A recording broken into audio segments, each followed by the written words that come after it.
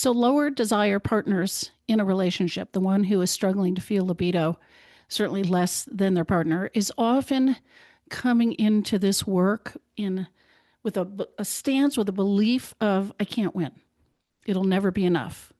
I show up and have sex, and then they're still not happy with how often it's happening or how I'm doing it or how I'm feeling about it. So, effectively, why try? And this is such a self defeating view. This is sort of setting up the goalposts based on how your partner is feeling and what your partner wants, as opposed to seeing this as a playing field that you're on together and you're trying to meet in the middle. A lower desire person is not going to want sex as much as their partner. That's not the goal, is somehow to move all the way to your partner's end of the field. It's about both of you rethinking what sex is and what counts as it and what are we even measuring or paying attention to.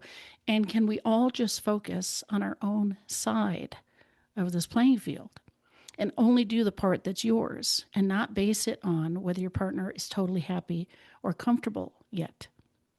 So a lower desire person, your only work really is to be willing to engage on this topic. And maybe that's for your partner because you'd be just fine without sex, but you care about them. So I'm willing to engage on the topic. And I'm willing to explore both the obstacles that are in my way, that are making things more stressful and more difficult or harder to connect with pleasure or with sexual experience or whatever, right? What's going on that create roadblocks? Can I identify those and talk about those and be involved in solving for those as much as possible? And then the other part of the equation is, what can I do to access some desire for physical intimacy? What, to be open to exploring what would I actually enjoy? What would feel good to me? Is there a way that I can access sexual desire and arousal so I might actually want sex at least some percentage of the time? Even if that's a small percentage, what's possible with accessing desire?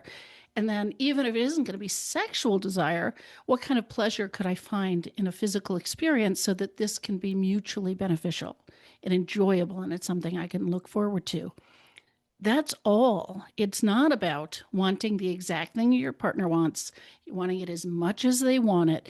They have work on their side to change their expectations, to broaden what counts as sex, to focus on pleasure and connection and not meeting a goal, on asking for what they want and being clear about that, but also accepting, more than accepting, celebrating no if you need to say it.